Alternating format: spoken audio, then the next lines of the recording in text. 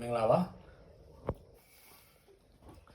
ဒီနေ့ကတော့ကျွန်တော်တို့ဒီ language connect ဒီ page လေးပေါ့ channel လေးရဲ့ကျွန်တော်ပထမဆုံးဗီဒီယိုဖြစ်ပါတယ်ဒီဗီဒီယိုမှာဒီခန္ဓာကိုယ်မှာရှိတဲ့အစိတ်ပိုင်းတချို့ကိုမြန်မာလိုအင်္ဂလိပ်လိုနဲ့ထိုင်းလိုပြောနည်းလိုမြောက်ပြီးရမှာဖြစ်ပါတယ်ဒါကတော့ကျွန်တော်တို့ကိုပြည့်စုံမှာသူကတော့ထိုင်းလိုကျွန်တော်တို့မြောက်ပြီးမှာဖြစ်ပါတယ်สวัสดีครับก็จะบอกเกี่ยวกับส่วนต่างๆของร่างกายครับအဲ့တော့ပထမဆုံးမျက်နှာပေါ့နော်မျက်နှာကိုအင်္ဂလိပ်လိုကျွန်တော်တို့ face လို့ခေါ်ပါတယ် face ပါထိုင်းလိုဘယ်လိုခေါ်လဲမျက်နှာကို หน้าก็จะเรียกว่าใบหน้าครับหน้าလို့ခေါ်တယ်နော်ใบหน้าလို့ခေါ်တယ်မျက်နှာနာနေရဆိုရင်ကျွန်တော်တို့အင်္ဂလိပ်လိုပြောမယ်ဆိုရင် my face hurts လို့ပြောပါတယ်ထိုင်းလိုကြဘယ်လိုပြောလဲ เจ็บหน้าครับเจ็บหน้าဘယ်လိုပြောလဲထိုင်းလို เจ็บหน้าဖြည်းဖြည်းပြောကြည့်ပါဦး เจ็บหน้าမျက်နှာနာနေလို့ပြောတာနော်မျက်လုံးကိုကြတော့ကျွန်တော်အင်္ဂလိပ်လိုကျွန်တော်တို့ EYE eye လို့ခေါ်ပါတယ်ထိုင်းလိုဘယ်လိုခေါ်လဲ ตาအင်္ဂလိပ်လိုဆိုရင် eye မျက်လုံးနာနေတယ်ဆိုတာကိုကျွန်တော်အင်္ဂလိပ်လိုဆိုရင် my eye hurts လို့ပြောပါတယ် my eye hurts ထိုင်းလိုဘယ်လိုပြောလဲ เจ็บตาမျက်ခွန်ကိုကြတော့ဒီမျက်ခွန်ပေါ့နော်ဒီမျက်ခွန်ကိုကြတော့ဒီအင်္ဂလိပ်လို eyelid လို့ခေါ်ပါတယ် EYELID eyelid ထိုင်းလိုဘယ်လိုခေါ်လဲ เปลือกตาမျက်ခွန်နာနေဆိုရင်ကျွန်တော်တို့အင်္ဂလိပ်လိုဆိုရင် my eyelid hurts နည်းနည်းပြောမယ်ဆိုရင် my eyelid hurts အဲ့လိုပြောပါတယ်ထိုင်းလိုဘယ်လိုပြောလဲ เจ็บเปลือกตาမျက်ခုံးမွေးဆိုတာဒါကိုခေါ်တာပါမျက်ခုံးမွေးကိုအင်္ဂလိပ်လိုက eyebrow လို့ခေါ်ပါတယ်ထိုင်းလိုဘယ်လိုခေါ်လဲ คิ้วဘယ်လိုခေါ်လဲထိုင်းလို คิ้วမျက်တောင်မွေးနော်မျက်တောင်မွေးကြတော့ဒီကောင်ပါဒီကောင်ကြတော့အင်္ဂလိပ်လို eyelash လို့ခေါ်ပါတယ် EYELASH eyelash လို့ခေါ်ပါတယ်ထိုင်းလိုဘယ်လိုခေါ်လဲ ขนตาနားကိုကြတော့ဒီအင်္ဂလိပ်လို ear လို့ခေါ်ပါတယ် EAR ear ထိုင်းလိုဘယ်လိုခေါ်လဲ หู နားကို หู ဒီနားကိုက်နေတယ်ဆိုရင်ဒီအင်္ဂလိပ်လို my ear x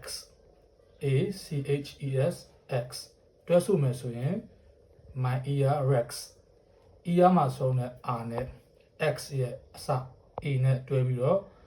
my ear x my ear rex လို့ပြောပါတယ်နားကိုက်နေလို့ပြောတာပါထိုင်းလိုဘယ်လိုပြောလဲ เจ็บหู နှာခေါင်းကိုကြတော့ဒီအင်္ဂလိပ်လို nose လို့ခေါ်ပါတယ် nose ထိုင်းလိုခေါ်လဲ จมูก ဘယ်လိုခေါ်ထိုင်းလို จมูกครับ จมูกနှာခေါင်းသွေးနေရဆိုတာကိုအင်္ဂလိပ်လိုဆိုရင် my nose is bleeding နည်းနည်းပြောမယ်ဆိုရင် my nose is bleeding နည်းနည်းပြောမယ်ဆိုရင် my nose is bleeding ဆိုတာကသွေးယူတာကိုပြောတာပါနှာခေါင်းထဲကူးကြတာပြောတာပါထိုင်းလိုဘယ်လိုပြောလဲ เลือดกำเดาไหล ဘယ်လိုပြောလဲပြောကြည့်ပါဦး เลือดกำเดาไหลပါဇက်ကိုကြတော့အင်္ဂလိပ်လို mouth လို့ခေါ်ပါတယ် mouth ထိုင်းလိုဘယ်လိုခေါ်လဲ ปาก ပြောကြည့်ပါဦး ปาก ပါဇက်နာနေတယ်ဆိုတာကိုအင်္ဂလိပ်လိုကြတော့ my mouth hurts လို့ပြောပါတယ် my mouth hurts ထိုင်းလိုဘယ်လိုပြောလဲ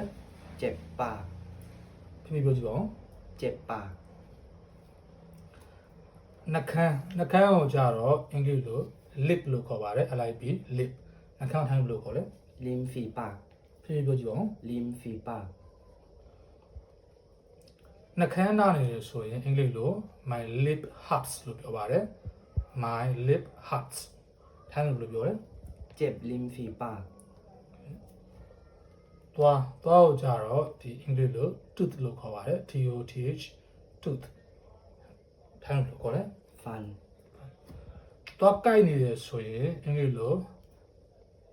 I have a toothache ဒါ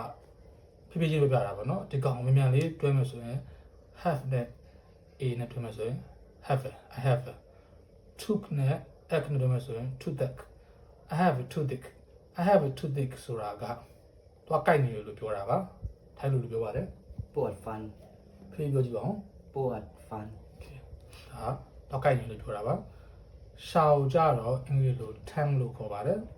ရှောက်ဘယ်လိုခေါ်လဲ tongue လို့ ลิ้น link ဖေးပြောကြည့်ပါဦး ลิ้น ရှာကွဲနေတယ်ဆိုရင်အင်္ဂလိပ်လိုပြောမယ်ဆိုရင် my tongue is cracked C R A C K E D cracked my tongue is cracked ဒါဆိုရင်ရှာကွဲနေတယ်လို့ပြောတာပါထိုင်းလိုဘယ်လိုပြောပါလဲ ลิ้นแตก ဖေးပြောကြည့်ပါဦး ลิ้นแตก မုတ်ဆေကိုကြာတော့အင်္ဂလိပ်လို beer လို့ခေါ်ပါတယ် B A R T beer မုတ်ဆေဘယ်လိုခေါ်တယ်နော် เข่า ဖေးပြောကြည့်ပါဦး เข่า မုတ်ဆေရချင်တယ်ဆိုရင်အင်္ဂလိပ်လို I want to shave my beard လို့ပြောပါတယ် I want to shave SHAV shave shave ဆိုတာကရိတ်တာပြောတာပါ my beard ဆိုတာကျွန်တော်မုတ်ဆေမျိုးလေးပြောတာပါ I want to shave my beard ဒါဆိုရင်ကျွန်တော်မုတ်ဆေမျိုးရချင်တယ်လို့ပြောပါတယ်ထိုင်းလိုဘယ်လိုပြောပါလဲ โกนเข่า ဖေးပြောကြည့်ပါဦး โกนเข่า ပါကိုကြတော့ဒီအင်္ဂလိပ်လို cheek လို့ခေါ်ပါတယ် cheek cheek ထိုင်းလိုဘယ်လိုခေါ်ပါလဲပါကို